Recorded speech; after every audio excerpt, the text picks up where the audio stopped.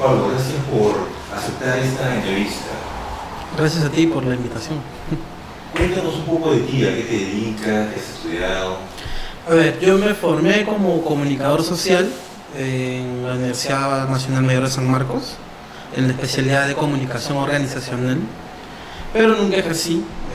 Una vez que terminé la carrera, me dediqué a trabajar como librero en una cadena de librerías acá en Perú, unos 5 años. A la par trabajaba como editor freelance, como corrector de estilo freelance y también en el proyecto de Paracaídas, hasta que en el 2011 ya renuncié a mi trabajo y me dediqué exclusivamente a trabajar en la editorial. Formaste Paracaídas Editores en el 2006, estuviste trabajando, ¿no?, en otra cosa también, y en 2011 ya te dedicaste exclusivamente a la editorial. En el 2011 dije, bueno, esto de verdad necesita toda mi atención, y por suerte, gracias a mi trabajo como freelance, también dentro del rubro editorial, podía subsistir y podía dedicarle tiempo a la editorial. ¿Por qué te interesaba trabajar en una editorial, crear una editorial? Nunca tuve la intención de ser editor, o sea, ni de formar una editorial. Creo que mi amor por los libros, o mi pasión por los libros como lector, me empujó, me obligó primero a intentar escribir, a publicar un libro, a tener la experiencia de autor, y luego ya a sentirme mucho más cómodo como editor, produciendo libros que a mí me gustaban y que consideraba que debían existir para que otras personas también pudieran acceder a ellos. Entonces, no tengo muy claro en qué punto decidí ser editor o si simplemente fui editor ya por consecuencia, y por qué no ejercí tampoco, siendo profesional, digamos, de las comunicaciones. Creo que lo que aprendí lo apliqué al sello en la medida en la que el sello me exigía pasar de solamente ser un productor de libros a también trabajar en el tema de marketing, en el tema de prensa, de difusión, ¿no? Tú eras el único propietario de Paracaídas Editores desde el 2006, pero me contabas que en el 2016 lo transformaste en una sociedad más cerrada. Cuéntanos cómo fue este proceso. Ya por la cantidad de años que tenía el sello como empresa de persona natural y las mismas opciones que se empezaron a mostrar para postular a incentivos económicos, o el mismo trabajo con las librerías, me brindaron, digamos, una visión distinta de lo que debía hacer con el sello para que esto se profesionalizara, y decidí formar una empresa para la cual me asocié con 4 personas que también están muy vinculadas a lo editorial y a quienes fui conociendo en diferentes momentos de mi vida profesional, y con quienes sentía empatía, sentía que teníamos ideas muy parecidas sobre cómo hacer una editorial en el Perú. Así que decidimos juntarnos para darle vida a Paracaídas Soluciones Editoriales, que es la empresa matriz que le da cobijo legal a los 5 sellos editoriales que empezaron a producirse a partir de esa fecha, que son Paracaídas Editores, como el sello bandera dedicado a poesía peruana; Narrar, que es un sello que intenta o que proyecta la publicación de narrativa hecha por autores peruanos; Ediciones Catavento, que es un sello que fundamos para darle cabida a las primeras publicaciones de autores jóvenes o no tan jóvenes, pero que recién estuvieran incursionando en el mundo de las letras; Caballito del Diablo, que es el sello de temática LGTB; y Álbum Bicolor, que es un sello de libro-álbum o libro ilustrado con temática peruana, ¿no? ¿Cuántos libros en total tiene ya editado Paracaídas? Paracaídas como sello tiene un promedio de 150, un poco más de 150, no llevamos la cuenta, pero por ahí va. 150 libros distribuidos en todos estos sellos que me has mencionado, ¿verdad? 150 solo de Paracaídas. ¿Solo de Paracaídas? Sí, Narrar tiene 6 títulos, Catavento llegó a tener unos 10 títulos, y Caballito del Diablo 1 y Álbum Color 2. Cuéntanos de Caballito del Diablo, este sello dedicado a libros LGTB. Caballito del Diablo es La idea de Luisa Fernanda Arlis y Diana González, que fueron dos de las personas con las que yo me asocié, y que propusieron trabajar libros de esa temática. En el Perú no hay, como ya sabemos, muchos títulos o muchos libros, no existen editoriales dedicadas exclusivamente a la producción de ese tipo de literatura o de esa temática en la literatura. Entonces nos pareció oportuno fundar un sello que pudiera cubrir esa necesidad. Y la idea desde un principio fue trabajar con autores que propusieran contenido que ayudara primero a visibilizar las luchas y segundo a promover la tolerancia y el respeto por la diferencia. Entonces el primer producto o el primer libro que se publicó en ese sello fue Dorita y el dragón, que es una historia infantil contada en verso rimado, escrita e ilustrada por Blanca Canessa, más conocida como Blanquita, y que cuenta la historia de una niña que le cuenta a sus padres que está enamorada de su amiga y sus padres no tienen mejor idea que encerrarla en la torre de un castillo para evitar que siguiera frecuentando a su amiga. Entonces en la torre del castillo un dragón que pasaba por ahí lo escuchó, Dorita le contó cuál era la situación en la que estaba y el dragón decidió ayudarla. Y consiguió que los padres entendieran que el amor era amor, que más no existían, no deberían haber razones para no querer a otra persona, más allá de su sexo, de su género, ¿no? Entonces esa es un poco la historia de Dorita y el dragón. ¿Dónde se ha presentado este libro y qué tal ha sido la recepción de parte del público? Lo presentamos en la Feria del Libro del año 2016, en la Internacional. Y luego lo hemos presentado en un par de librerías, una de ellas Escena Libre, la que está en el Centro Cultural de la PUC, y hicimos una presentación más, creo que en Sur, si no me equivoco. La recepción fue, por un lado, de parte de la crítica buena, de parte de los lectores, de un gran sector de los lectores buena. Hubo algunas en redes sociales, sobre todo, muchas personas que a partir de los artículos que se publicaron sobre el libro escribieron a la editorial para quejarse, ¿no?, de cómo era posible que una editorial seria publicara libros de ese tipo.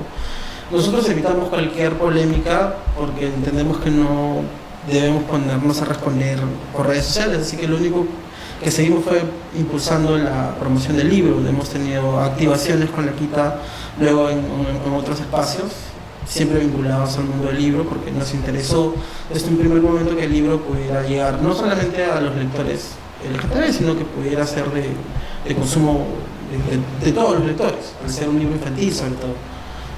Esa es un poco la historia. Ok, y bueno, ¿por qué no sacó más libros finalmente Capítulo del Libro? Porque dice que solamente Solo sacó este libro. La idea de las editoras del libro, que son Luisa Fernanda y Diana, era proponerle a los escritores producir contenido de temática LGTB. Entendemos que estos proyectos suelen ser bastante largos y bastante costosos. Entonces, de momento, después de este primer libro, ellas decidieron tomarse un tiempo para encontrar un siguiente proyecto en el cual involucrarse. Y esa es una de las razones principales por las que no se ha vuelto a publicar otro libro bajo esta serie. Y la otra razón tendría que ser económica, porque finalmente producir un libro ilustrado de tapa dura es bastante costoso. Entonces hay que meditar muy bien a qué le apuestas, ¿no?, como siguiente proyecto. Ok, ¿este fue el primer libro con temática LGTBIQ que publicaron o habían sacado otro antes? Como paracaídas hemos publicado algunos libros de temática LGTB. Probablemente uno de los primeros haya sido el poemario 2472 kilómetros al norte de Karen Luis de Aliaga, antes de la novela. Y de repente uno de los más conocidos debe ser Muxo, Música para Monstruos, de Rafael García Bodos. Este es un libro que yo, por ejemplo, lo conocí mucho antes de publicarlo, porque debe tener unos 4 o 5 años de antigüedad, en el que Rafael me mostró el manuscrito, pero en esa época no pudimos financiarlo, así que tuvimos que esperar unos años más, hasta que en 2018 dijimos ya, vamos para adelante con el libro, y lanzamos mucho, que salió en dos colores, uno en rojo y uno en gris, no nos poníamos de acuerdo cuál era más bonito. Luego hemos publicado en ediciones Catavento Tergiverso de Marilia Navarro, un primer poemario de una joven autora iqueña. Nos interesaba también mucho publicar literatura que no fuera solo de Lima. Ella es de Ica y radica en Ica, así que nos gustó mucho su trabajo, su primer poemario. Y lo más reciente que hemos publicado deben ser Compórtese como señoritas, la novela de Karen Lui, y Las imposibles orquídeas, una antología de Violeta Barrientos, una autora peruana que estuvo fuera del país por mucho tiempo, dedicada a labores profesionales y que se reincorpora a la escena literaria con una muestra de sus poemas de libros anteriores, ¿no? Generando un poco de espacio para el nuevo libro, que tengo entendido lo tiene ya casi cerrado. Este libro de Violeta Barrientos salió el año pasado antes de que le entregaran el premio. Sí, claro, sí. ¿Por qué decidieron sacar esta antología de Violeta Barrientos? En la poesía peruana hay algunos nombres que uno reconoce o identifica porque los lectores siempre la mencionan, ¿no? Está el caso de Magdalena Chocano, por ejemplo, o el caso de Patricia Alba, ¿no? O Mariela Dreyfus, autoras que no tienen mucha circulación en Lima porque no radican en Lima, que era el caso de Violeta. Entonces, cuando ella nos comentó que tenía la intención de publicar una antología para dar a conocer su trabajo en Lima, porque son los únicos poemas a los que podían acceder los lectores era a través de los que están colgados en portales de poesía. Entonces nos entusiasmó mucho la posibilidad de concretar este libro, sobre todo al tratarse de una autora, como digo, de una trayectoria bastante amplia, pero que en el Perú no cuenta con ediciones físicas circulando. Y justo coincidió con un momento en el que la editorial estaba girando un poco a poder publicar libros de autores que ya no estaban en circulación, como era el caso de Rosela Di Paolo, ¿no? Que sus 4 primeros libros se publicaron en tirajes cortos y luego ya la gente solo podía comprarlos en anticuarios, en coleccionistas. Entonces nos propusimos como meta volver a publicar esos libros, entonces creamos una colección que se llama Dédalo Dormido, donde ya habían salido, por ejemplo, los 2 primeros poemarios de Abelardo Sánchez León, había salido una antología de Lorenzo Alguero, que es otro poeta también como que no tiene mucha participación en la vida pública de la poesía, es decir, no asiste a muchos recitales, pero los lectores lo reconocen. Entonces el libro de Violeta caía como anillo al dedo dentro de esa colección. Entonces le propusimos hacer la antología y ella aceptó. Lanzamos el libro el año pasado justo en el contexto de la feria, o sea, lo tuvimos para julio. Digo que Paracaídas es una editorial bastante arriesgada porque publica bastante poesía, incluso de autores que publican por primera vez. Sí. También publica libros LGTBIQ, cuando es muy raro encontrar libros LGTBIQ publicados en el Perú. Ustedes ya han publicado varios. ¿Por qué tomar esos riesgos? ¿Cómo se financia todo esto? ¿Puedes contarnos un poco? O sea, para nosotros creo que no lo vemos como un riesgo en el sentido de publicar un libro que de repente no va a tener mucha lectoría por la etiqueta en la que pueda ser enmarcado. Creo que por encima de ese tema nosotros siempre vamos a preferir libros que nos gusten. O sea, el riesgo pasa por el gusto del editor o de la editorial, ¿no? Entonces hacemos pequeños esfuerzos. La empresa existe también para generar ingresos a partir de la venta de otros libros en librerías y a partir de ofrecer servicios editoriales para otras empresas. Por suerte, estos 3-4 años que tiene Paracaídas como empresa, hemos logrado hacer un pequeño fondo que nos permite invertir en publicaciones, ¿no? O sea, es bien difícil a veces vender el tiraje que uno desea, ¿no? De hecho, el libro de Violeta como el libro de Karen, y aunque viéndolo bien, o sea, nosotros hemos pasado de publicar 500 ejemplares a reducirlo a 200. Entonces, Cada edición consta de solo 200 ejemplares, lo cual nos ha permitido, como dices tú, correr un poco más de riesgos, a apostar por libros con tirajes que nos permitan al menos cubrir con su venta la parte de producción y nos dejen un pequeño stock de libros para tener catálogo, que es lo más importante para una editorial, contar con un catálogo. No sé, creo que es difícil responder una pregunta como esa, ¿no? Como, ¿por qué sigues publicando libros o por qué corremos tantos riesgos? Creo que nos gusta, porque podemos, ¿no?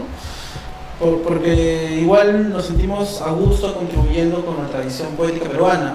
No existen muchos sellos de poesía y los sellos de narrativa tienen siempre un perfil mucho más comercial, es decir, tiene que rendir el libro. Si el libro no rinde, entonces el problema o la solución es ya no seguir publicando libros de ese tipo, ¿no? En el Perú no existen tampoco muchas editoriales que estén dedicadas a temática LGTBIQ o dedicadas exclusivamente a cierto tipo de poesía. Entonces, mientras podamos seguir haciéndolo, creo que vamos a seguir comprometidos con la literatura en general, con el trabajo creativo de los escritores. Me intriga mucho este aspecto, por eso te pregunto, pero en algún momento no va a afectar esto que quizás tenga problemas de rentabilidad a la economía de la empresa editorial. Entonces, ¿es viable en el futuro seguir publicando temas LGTBIQ o temas radicales en general? Hemos, por nuestros 13, casi 14 años de vida como editorial, hemos ido experimentando de todo un poco. Nos hemos pasado de producir libros de manera muy artesanal, pensando en el bolsillo del autor que financiaba la inversión de su libro,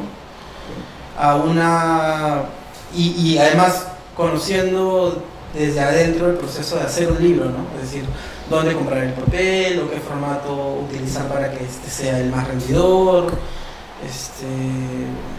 en qué librerías confiar para poner el libro a consignación, en qué fecha sacar los libros. Hemos ido pasando por una serie de ensayo-error, ¿no? Y en este punto, una de las razones que nos ha permitido tener cierta sostenibilidad económica es arriesgar menos, no en el sentido de publicar un libro, o sea, de pensar en publicar un libro solo por las ventas que este pueda tener. O sea, el año pasado tuvimos 2 o 3 títulos que nos ayudaron a tener esa estabilidad económica. Uno de ellos fue el de Soy la muchacha mala de la historia, de María Emilia Cornejo, el ensayo de Pedro Casusol él es el que hace la selección de los poemas. Y el otro fue el libro de Karen, ¿no? O sea, esos 2 libros nos permitieron tener un colchón económico para invertir en la siguiente tanda de libros. El año editorial normalmente se divide en 2 o en 3, si es que queremos ver la Feria de Ricardo Palma como otra de las actividades a las que apuntar. Para una editorial independiente comienza todo en abril, con la feria, la independiente que se hace dentro del Ministerio de Cultura. Entonces, el libro de Pedro Casusol y el de Karen fueron lanzados en esa fecha y nos permitieron tener un colchón de retorno para la publicación de los libros de Rosela, de Violeta, el de Valeria Román, que salieron en julio.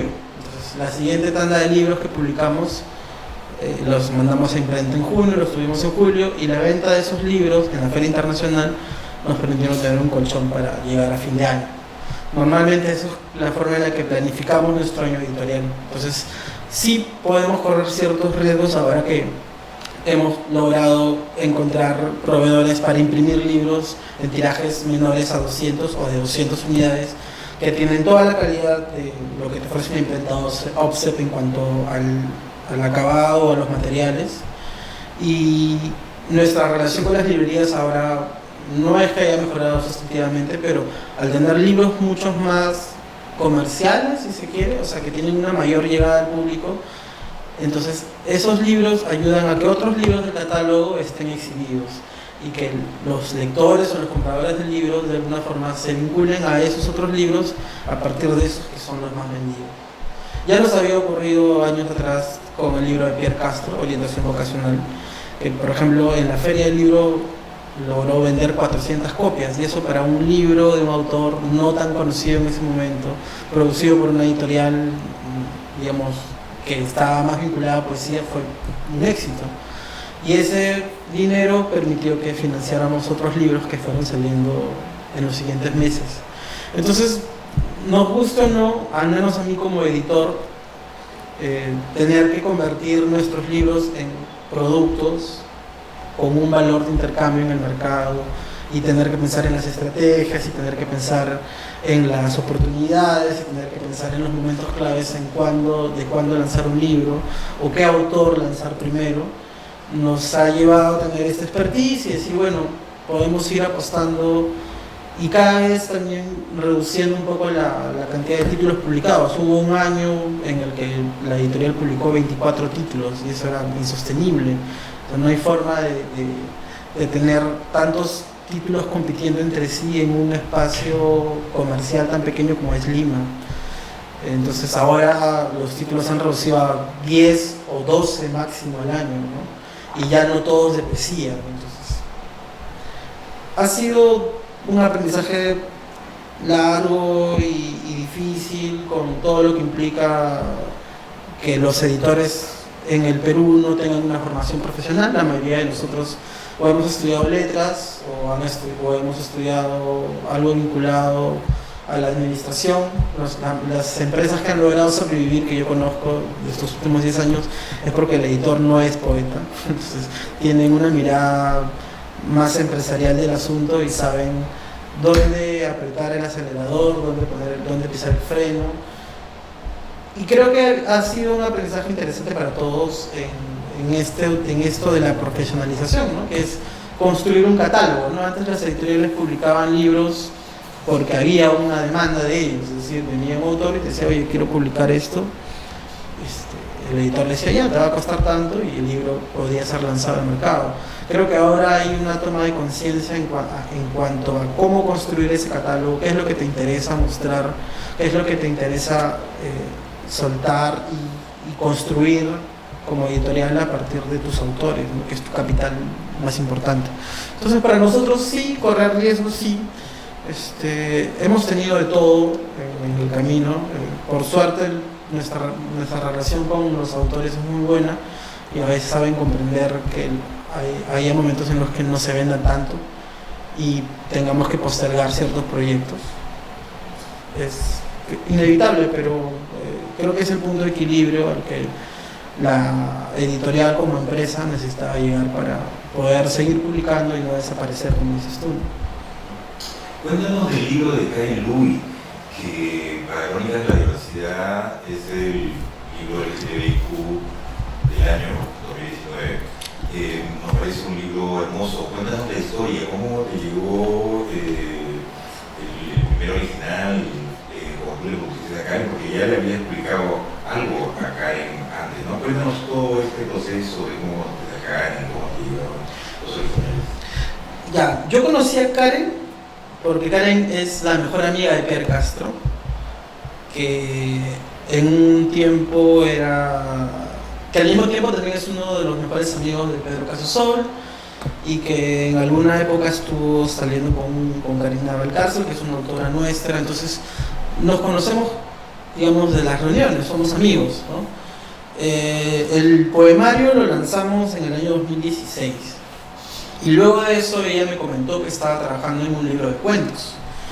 Así que cuando decidimos lanzar Narrar como sello editorial, le pregunté si ya tenía el manuscrito avanzado, si me lo podía mostrar, porque nos interesaba como editores publicar narrativa de autor joven, ¿no? El contexto en el que surge Narrar es después de que Penguin Random House compra Alfaguara o compra Santillana, se instaura en el país y empieza una guerra para fichar autores con Planeta. Entonces, en ese momento, Penguin y Planeta empezaron a contratar a la mayoría de autores que había surgido de las canteras de las independientes. Algunos de ellos autores nuestros, ¿no? El mismo Pierre Castro luego publicó el libro con Planeta, ¿no? Entonces, en ese contexto, cuando los narradores a los que nosotros podíamos acceder habían sido fichados, aparecen otros narradores nuevos, entre ellos Karen, entonces nos hace llegar su manuscrito. Ella originalmente lo quería publicar como un libro de cuentos, pero luego en la lectura nos dimos cuenta que las historias en realidad mostraban, claro, nunca hablan de un personaje, nunca dicen cómo se llama el personaje, pero el personaje principal o las historias te van contando el desarrollo de una preadolescente hasta su etapa de adultez, digamos, ¿no? Y todas las vicisitudes por las que tiene que atravesar primero para, digamos, aceptar su propia sexualidad, la relación con sus amigos, con su familia, con su entorno, las mismas lecciones que le dio los golpes de la vida, ¿no? Entonces, a nosotros como editorial nos entusiasmó primero la calidad de su trabajo literario y segundo la historia que estaba detrás de esto, que podía leerse como un diario, que podía leerse, sí, es cierto, como un libro de relatos, pero que en el fondo, al menos a nosotros, nos mostraba un trabajo narrativo de largo aliento, que era esta novela. Entonces decidimos trabajar en la edición del libro. Estuvimos a un pelo de que no saliera con nosotros, porque en ese contexto Planeta creo que le tocó la puerta, y por suerte creo que semanas antes nomás habíamos firmado el contrato, entonces pudimos asegurar la publicación del libro. En esa época ella se fue a vivir a Argentina a estudiar la maestría de escritura creativa, y trabajamos la edición por chat y por videollamada. Fue un proceso bastante interesante, primero por el uso de las nuevas tecnologías, ¿no? Por el contexto en el que el libro apareció, por la importancia para nosotros dentro del sello Narrar, ¿no? La consolidación de una autora joven, su primera novela, además de una temática que sabíamos que iba a generar bastante polémica en el contexto en el que aparece el libro. Y eso por un lado, y por otro lado la satisfacción de trabajar con una persona a la cual nosotros ya conocíamos, al menos yo como editor de su libro de poesía. Teníamos una relación bastante cordial, bastante, digamos, que trasciende lo meramente profesional, ¿no? Donde a veces hay que guardar ciertas apariencias, entonces podíamos bromear mucho, podíamos tener un filtro mayor de repente de lo que queríamos lograr con el libro. Y el resultado final nos satisfació, creo que los dos por igual, ¿no? A ella como autora y a mí como editor, y a la empresa como editorial, porque se vendió bastante bien. Y el concepto gráfico que trabajamos con el libro, por ejemplo el collage de la portada lo hizo Augusto Carrasco, que es un arequipeño, un ilustrador arequipeño que ahora trabaja con Planeta también. Entonces el equipo de Narrar creo que se pulió con la constitución del libro, del libro como objeto, y Karen como narradora creo que logró encontrar la voz que quería levantar, el mensaje que quería dar a conocer. ¿Cómo eres como editor? Tú has publicado efectivamente poesía. El libro de Karen, el segundo libro de Karen es un libro de narración. Me imagino que ella estaba algo insegura con su primer libro y tú ya eres un editor experto. ¿Cómo fue ese trabajo de editor, autora? ¿Cómo es el trabajo normalmente de editor, autor? Puede ser como un laboratorio, ¿no? O sea, nuestra política siempre ha sido la de escuchar todas las opiniones, porque a veces, claro, el autor llega con su idea, con su trabajo, pero no es que sea solo su idea, viene precedido de consejos de otros escritores. Los escritores suelen mostrarse mucho y escuchar muchos consejos entre ellos, ¿no? Sobre la estructura, sobre, no sé, la voz del personaje, sobre ciertas escenas, sobre ciertos episodios. Y tienen un producto casi cerrado cuando se lo muestran al editor, ¿no? El editor, por su parte, tiene también, producto de su experiencia, ciertas ideas preconcebidas de cómo debe ser una novela, de cómo debe ser un relato, de cómo debe ser tal personaje o tal situación, cómo debería desarrollarse, cómo debería tener su punto, no sé, su clima, ¿no? Y lo que hacemos es conversar mucho sobre eso. Y en un primer momento, ¿no? Y luego ya pasar al... ¿Qué te parece si cambiamos esto, si reescribimos esto, si quitamos esto?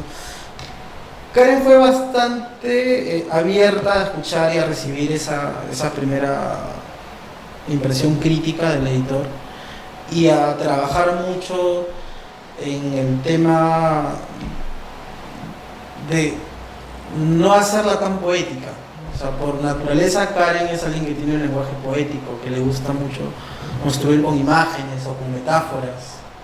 Y en poesía probablemente esa sea la mejor forma de desarrollar un tema, pero en narrativa necesitamos tener un poco más de acción, necesitamos que haya un hilo conductor, necesitamos que las acciones tengan una motivación o provengan de algún lado. Y creo que ambos estábamos cómodos con el sistema de ya, yo te propongo esto, tú lo revisas, me dices si estás de acuerdo, me das tus observaciones y seguimos avanzando. Entonces nos propusimos trabajar sin ninguna prisa, o sea, teníamos un deadline, queríamos tenerlo para abril y ella estaba en otro país, así que solo podíamos trabajar por las noches, con la diferencia horaria, para ella eran madrugadas. Y creo que fue bueno para ambos. Igual hay mucho respeto por lo que hace un autor, entonces el editor no es alguien que se impone o no debería hacerlo. Ahora, eso por un lado. Por otro lado, el editor es alguien que más bien debería defender al lector, ¿no? O sea, el escritor tiene una idea a veces muy distinta de cómo debe ser su libro, pero no debemos pensar en que el libro o la historia del libro debe solo satisfacerlo a él como creador, sino que estamos pensando en que van a haber personas que necesitan un contexto, que necesitan tener de repente otras herramientas para acceder a la lectura o para llegar a entender qué es lo que estás proponiendo. Entonces, por ahí va un poco el trabajo del editor. No suelo ser muy invasivo, no me gusta tampoco reescribirle el libro a los autores, ¿no? O sea, creo mucho más en el trabajo de laboratorio, ¿no? El ida y vuelta de un texto, el ida y vuelta de un manuscrito, ¿no? Ponernos de acuerdo siempre en respetar eso, porque sí ha habido momentos, no en este caso, en donde a veces el autor no deja que le toques ni una palabra, ni una coma, ¿no? Entonces ahí es como, tú no estás buscando un editor, estás buscando un impresor, ¿no? O sea, si tú buscas a alguien que te aconseje porque necesitas todavía desarrollar esto o crees que pueden ser mejor, entonces conversemos, ¿no? Es la idea, ¿no? Hay una película, no sé si lo he visto, que se llama Pasión por Atletas, donde Colin Firth hace Sí, lo he visto, sí. El editor Sí, de sí, Snowball. sí. Y hay un momento en donde dice el editor, algo que nos quita el sueño a los editores es que de repente el primer original que nos presentaron era mejor que el resultado final. ¿Qué piensas de eso? ¿Te quita el sueño una cosa como esa? Siempre hay posibilidad de que eso ocurra, ¿no? Porque de nuevo, el editor tiene una visión que no necesariamente tiene que complacer al autor del libro, ¿no? O sea, tampoco digo que lo vaya a poner lo vaya a acribillar y le diga tu novela, no, o sea, para que yo la publique voy a hacer estos cambios y si no aceptas no la publico. Creo que no pasa por ahí. Pero sí siento, y por experiencia, que cuando un editor está muy involucrado en un proyecto igual que un autor, a veces pierde un poco la perspectiva. Es decir, estás dentro de esto y dejas mirar todo lo demás, ¿no? Y avanzas un poco a ciegas. Y puede que el resultado final sea muy distinto del original que mostraron, pero creo que es parte del riesgo igual de un editor. O sea, es el compromiso que asume el editor con su autor para la publicación del libro. Te decía, yo creo que el trabajo del editor es un poco abogar por el lector, es decir, no vamos a ser un objeto cerrado, ininteligible, solo para que tú alimentes tu vanidad de escritor, ¿no? O sea, necesitamos contar una historia. Para mí la narrativa es contar una historia, ¿no? En poesía de repente sí podemos tener ese tipo de juegos, ¿no? Yo soy muy apegado a veces a la normativa del idioma, ¿no? Y he tenido a veces algunas discusiones por cómo se utiliza o cómo se emplea el lenguaje, ¿no? Ahora que está esto de usar el todes, por ejemplo, usar la X, ¿no? En la novela hay algunos momentos, sobre todo en el alegato final, en la de Karen, donde el lenguaje se vuelve más plástico. Y ahí, por ejemplo, el editor entiende que es la necesidad expresiva de la misma novela, ya ni siquiera del autor, sino de la novela, de utilizar esos elementos. Como en el libro de Rafael, ¿no? El libro de Rafael es de una lectura múltiple, porque los que lo tengan se darán cuenta que hay un verso o una línea temática que se desplaza en la parte baja, y luego está estos de aquí que son como una suerte de citas, es otro discurso que está inserto en la voz principal de los poemas.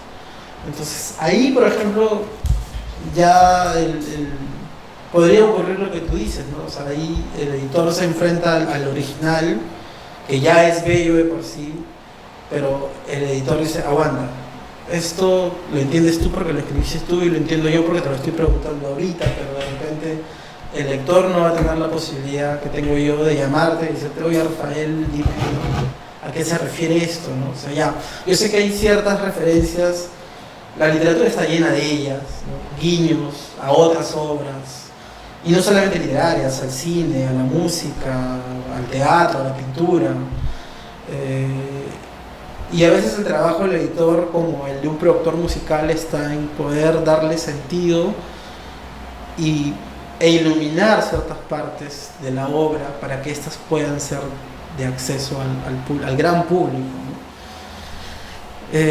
Sí, pues no sabemos, no sé, tendríamos que comparar. Nunca he hecho ese ejercicio de comparar el libro que recibí del libro que publiqué. Podría ser interesante, ¿no? Pero también a veces ocurre que llegan libros que están para construir o están en construcción. Es decir, me sucede con los libros de relato, ¿no? O sea, un libro de cuentos, normalmente el original tiene 18 historias, 20 historias, y el editor, luego de hacer una primera lectura, dice, ya, estos 9 me gustan, ¿no? O estos 10 me gustan, pero en realidad creo que vamos con estos 7, ¿no? ¿Por qué? Porque me gustaría hacer algunos ajustes, no sé. Y luego esos 7 relatos no se publican en el orden en el que estaban originalmente, ¿no? Y el título del libro de repente no termina siendo el que llegó, porque al final estos 7 relatos ahora te muestran tienen otra intención, ya leídos en ese orden, en ese conjunto. Entonces ahí el editor, por ejemplo, participa mucho más, ¿no?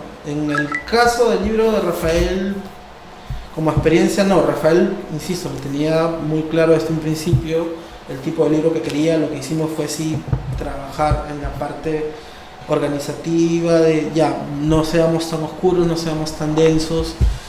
Y en el libro de Karen, de nuevo, ¿no? Trabajar mucho en el lenguaje, buscando que sea, sí, que mantenga su espíritu poético, pero intentando contar también una historia, que esta historia pueda ser percibida, y teniendo esas concesiones con el lenguaje actual, si se quiere, ¿no?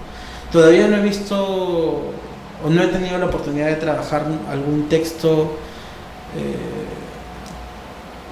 no sé, con emoticones, ¿no? O sea, con emojis. Eso probablemente sea divertido, no sé. El libro de Rafael es bastante críptico, el libro. Sí. Hay secciones en donde uno no sabe exactamente a qué se refiere. Eso es bastante rico también porque uno le da su interpretación.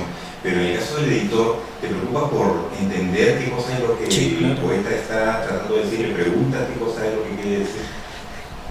Cuando tengo una hipótesis sobre algo, se la muestro, ¿no? Oye, mira, siento esto, o pienso esto, mi lectura me da este resultado. Sí, puede ser por ahí, no.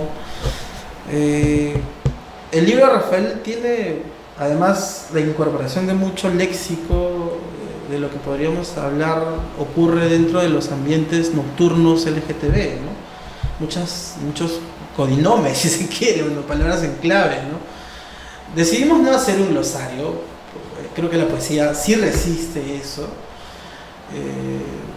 y creo que eso también ayuda a enriquecer el universo en el que el libro de Rafael existe, ¿no? Estas múltiples lecturas, como dices tú, estas claves que tiene el libro, o estas referencias. Él quitó algunas dedicatorias, acá estoy siendo un poco infidente, porque no quería, claro, que la lectura se cerrara en eso, ¿no? Si dice a quién está dedicado, entonces me empiezo a buscar información sobre ese personaje y ya está, ¿no? Entonces, ahí, por ejemplo, fue una decisión que yo celebré, ¿no? Ya, vamos a tener esto como algo más neutro, ¿no? Son procesos que por los que uno atraviesa. A veces llegas desarmado a esos procesos y tienes que aprender mientras se ejecutan. Creo que eso también es lo valioso de la literatura, ¿no? O sea, uno sabe que algo, en poesía sobre todo, ¿no? Algo le gusta, no necesariamente lo estás entendiendo o no es el único sentido que puede tener ese poema, pero sabes que te gusta, ¿no? Yo desde que leí el libro de Rafael sabía que quería publicarlo. Entonces, creo que son esos pálpitos, esas, no sé, como o sea, las iluminaciones, ¿no? Sí, este libro es importante, yo lo quiero publicar, yo lo quiero tener en el catálogo, quiero involucrarme en el proceso de él, ¿no? Los editores no solemos decir que tenemos libros preferidos, ¿no? Porque, de nuevo, cada proceso es diferente y cada proceso es importante a su manera para la vida del editor como profesional de esto, ¿no? Me imagino que para los autores también es similar, ¿no? O sea, no todos los editores tenemos el mismo feedback o tenemos el mismo expertise. Nada, yo celebro cada uno de los libros que han aparecido. Y hemos siempre procurado hacer los libros porque nos gusta la literatura, ¿no? O sea, vender es importante, sí, pero no hemos todavía incursionado en el terreno de la autoayuda, ¿no? o de la chismografía para conseguir que más gente compre nuestros libros, ¿no? ¿Cómo se han vendido estos libros LGTB, lo que nos has mostrado ahora? Me imagino que el terramiento desde se ha vendido mejor por el nombre de la autora. O sea, el que mejor se ha vendido creo que ha sido el de Karen, ¿no? El de Violeta tiene menos tiempo, igual ha tenido bastante aceptación. El de Rafael también en su momento.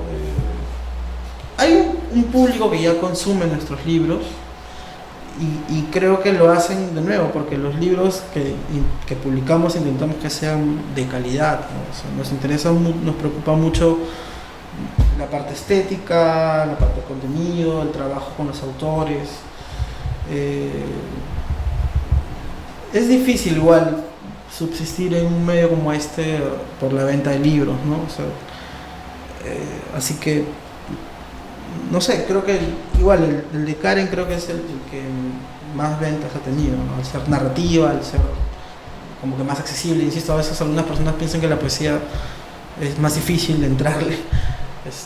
Así que ya, pero sí, o sea, y el de Violeta nosotros creemos que es importante justamente por volver a situarla o hacer que vuelva a las lides, a las canchas, que esté nuevamente activa como creadora, ¿no? ¿Cuántos libros han vendido del libro de Karen? ¿O qué porcentaje total? Deben haberse vendido ya 500 copias, ¿no? En lo que va de abril a ahora, unas 500 copias. ¿El tiraje de cuánto fue? Salieron en tandas de 200. Las primeras 200 copias se vendieron en abril, la fecha de lanzamiento. Las siguientes, entre junio y agosto, que fue la Feria del Libro, y estuvo en Lima participando, Y luego de eso volvimos a imprimir 200 copias más. Ahorita creo que me quedan, en stock debo tener unas 40 porque están distribuidas igual en librerías. Un pequeño lote se fue a Argentina con ella para poder también tener distribución allá. Así que yo calculo que unas 500 copias vendidas, ¿no? O sea, de la primera edición han sacado dos reimpresiones más. Sí. Ya. ¿Y van a sacar otra más, otra nueva edición? Estamos viendo si todavía, creo que podríamos imprimir unas 200 copias más para cumplir nuestro contrato. Y luego de eso ver, ¿no? Tengo entendido que Karen está negociando la publicación de una versión ilustrada del libro en Chile, así que seguramente también aparecerá por ahí esa edición, ¿no? ¿Alguna vez has presentado tus libros fuera del país? Hemos tenido la participación en las ferias a las que va la Cámara Peruana del Libro, de la que somos socios, y por ejemplo la de Santiago, la de Bogotá, la de Buenos Aires, la de Guadalajara. El libro de Karen estuvo hace poco en la de Guadalajara, que fue en diciembre del año pasado, ¿no? Y estuvo en Buenos Aires, estuvo en Santiago, yo estuve el año pasado en Santiago para la feria, así que también llevamos el libro para promocionarlo allá.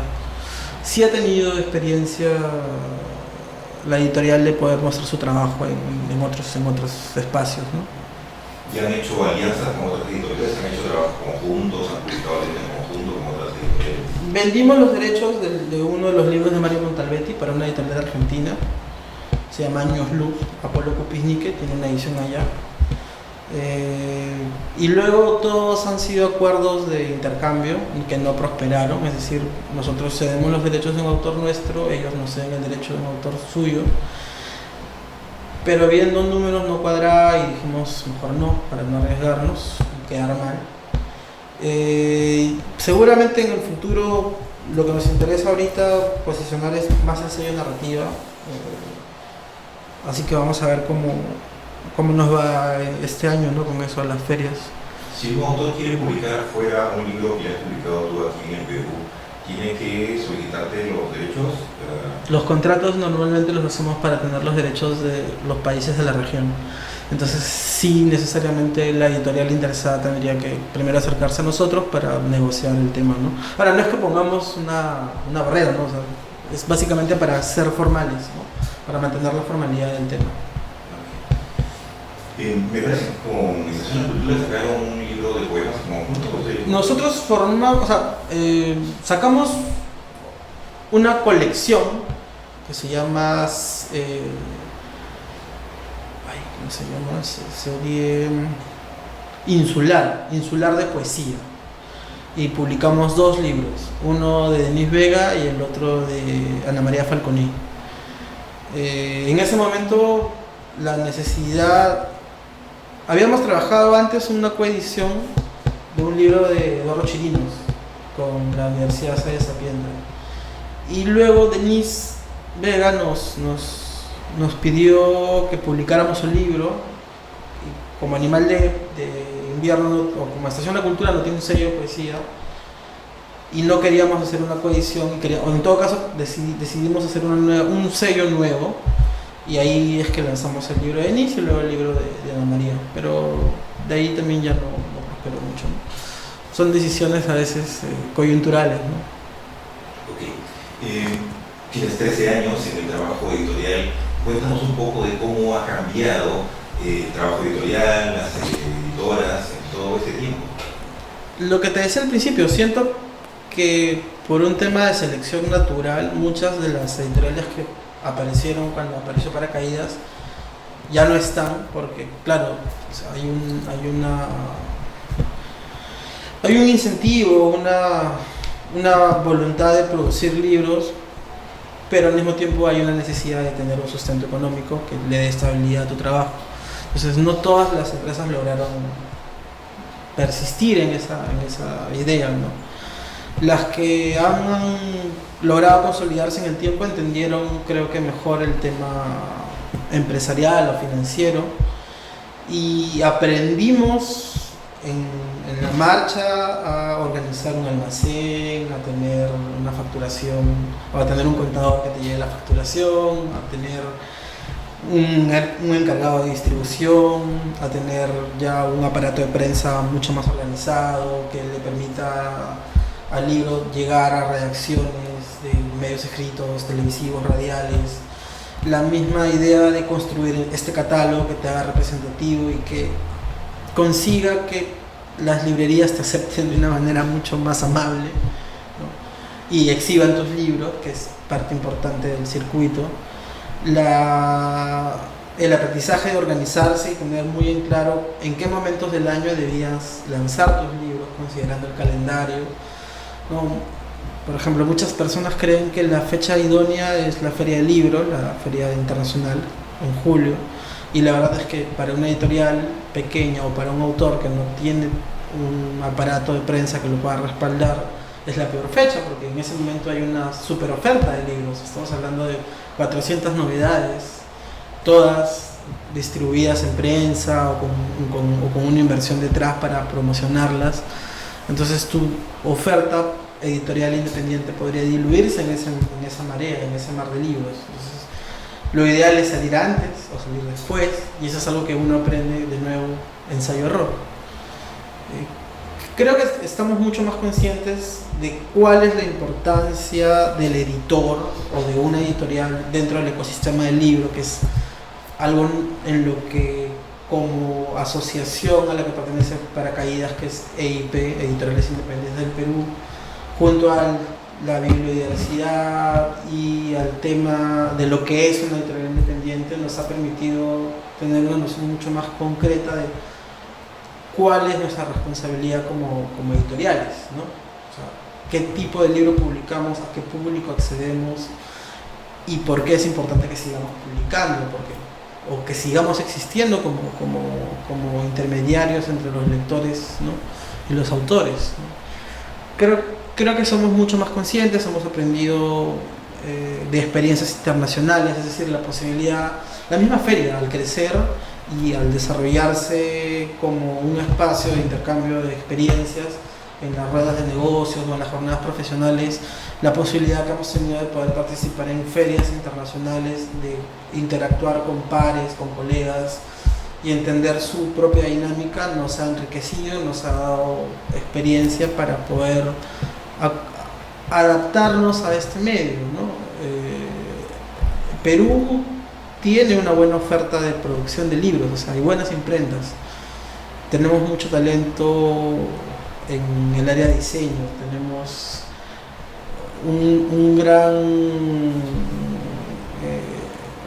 una gran comunidad de escritores, ¿no? O sea, no hay mucho dinero para invertir, pero creo que las telecomunicaciones, las redes sociales han permitido que muchos de estos autores puedan crear su propia audiencia, su propia lectoría. Para nosotros como editorial, tener la impresión por demanda nos ha facilitado mucho la reducción de costos. Creo que estamos en un buen momento como editores, tenemos un apoyo cada vez más sostenido de parte del Estado, una conciencia mucho más crítica de parte de los escritores en relación al tema ley del libro, por ejemplo, en relación al tema ecosistema o al tema biodiversidad. Y a pesar de que los índices de lectoría no nos acompañen, creo que todavía hay mucho camino por avanzar, sobre todo en el tema libro ilustrado, ¿no?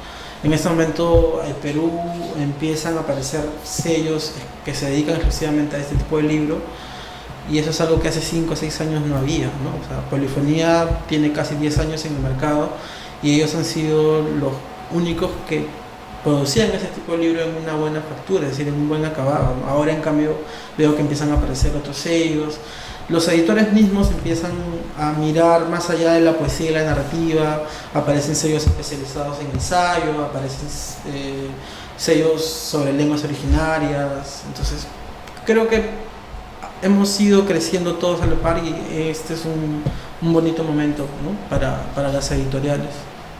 Finalmente, ¿qué le falta a la ley del libro para beneficiar más a las editoriales independientes, o qué opina de la ley del libro? La ley del libro es algo en lo que nosotros somos como asociados de EIP, hemos estado muy involucrados. como parte de la Cámara también hemos podido conocer las opiniones profesionales de sus expertos en cuanto al tema de legislación, defenderlo del IGB, la exoneración del IGB como punta de lanza del tema ley de libros. Creo que es algo que no vamos a negociar. Ahora que existe una partida presupuestal para los incentivos económicos, el Premio Nacional tiene 3 ediciones, los estímulos económicos van a sumar su 3ª edición. Creo que por ese lado el Estado está entendiendo de una manera mucho más aterrizada cuál es la necesidad de las empresas editoriales, ¿no? Por un lado, el Estado, o una parte del Estado con el Ministerio de Economía, nos mira como MIPES y como tal cree que no deberíamos acceder a ningún beneficio tributario, y por otro lado está el Ministerio de Cultura diciendo, bueno, pero los libros son productos culturales, ¿no? O sea, no son papas, no son zapatos, ¿no? O sea, no les puedes grabar IGB, no les puedes quitar los beneficios tributarios a los que deberían acceder. Se está buscando que la valla para poder acceder al retorno del IGB sea menor a las 4 UITs que eran lo que se exigía, que era una factura en la que a veces una editorial no llegaba. Entonces, la reducción de la parte burocrática, el tema, que ya no lo vea la Biblioteca Nacional, sino que lo vea la SUNAT y que lo integra a su propio sistema, son cosas que creo que la parte técnica de esto está empezando a atender y a encontrarle soluciones. La parte política va a seguir siendo el discurso hacia si es beneficiosa o no es beneficiosa, si ha ayudado a que las empresas crezcan. Yo creo que sí, pero no ha resuelto el tema de la comprensión lectora. Ya esa es otra cosa. El Estado no le puede cargar la responsabilidad a las editoriales de que los peruanos entiendan lo que leen, ¿no? Ese es su trabajo, pero tampoco puede ahogar a las empresas que ya existen. Más bien tendría que ayudarlas a crecer. De nuevo, creo que es la parte técnica la que todavía está faltando atender, ¿no? La parte de ya, ¿cómo hacemos que esto no se pierda? ¿Cómo hacemos que esto realmente llegue a quienes debe llegar? ¿Cómo hacemos que esto haga que las empresas crezcan al punto de que sí, pues no, ya tengas una sostenibilidad que te permita de repente ya asumir el IGB como en otros países, para que ese IGB vaya a un fondo y ese fondo a su vez siga retroalimentando el tema de los estímulos a la creación, a la publicación, que son pocos, hay 4 o 5 premios por categoría. En otros países como Chile tienes 20 premios por categoría. Entonces, claro, competir o tratar de compararse a veces, tratar de poner los dos modelos y compararlos es absurdo. Y de nuevo, creo que ahí es donde la parte técnica está entrando recién en esta última etapa, gracias a que muchos profesionales del ámbito editorial están involucrándose directamente con el ministerio. Tenemos a Leonardo Dolores como director de la Dirección del Libro y la Lectura, a Madeline Reyes como su brazo derecho dentro de esa gestión. Personas que están muy involucradas desde adentro con las editoriales y que entienden cuáles son realmente las necesidades para que esto realmente crezca y sirva para seguir fomentando la aparición de nuevas editoriales. Tratar de descentralizar eso también sirve mucho, o sea, no mirando solamente lo que se produce en Lima, sino viendo lo que se produce en Arequipa, en Juliaca, en Trujillo, en Cajamarca, donde existen editoriales que obviamente acceden mucho menos que las de Lima, ¿no?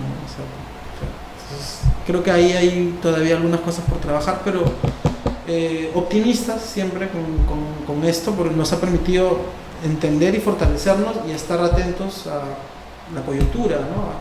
O sea, ahora con el nuevo Congreso van a tener que retomar el tema de la ley del libro, seguramente la van a aprobar. Y nada, esperar, estar vigilantes, ¿no? Estar atentos. Perdón, una última pregunta. Sí. ¿Piensan publicar o tienen entre manos alguna otra publicación LGTBIQ? Todavía no te podría decir sí concretamente. No estamos ahorita recibiendo muchos manuscritos en general, ¿no? Pero sí nos interesaría seguir publicando, pero no por el lado de tenemos que publicar esto, sino nos gusta aceptar los trabajos por un tema, insisto, literario, ¿no? O sea, tampoco vamos a rechazar algo simplemente porque no creamos que va en contra de algo de, ¿no? Vamos a ver qué pasa, ¿no? Estamos siempre esperando encontrar libros que nos guste publicar. Ok, Juan Pablo, muchas gracias. No, gracias a ti.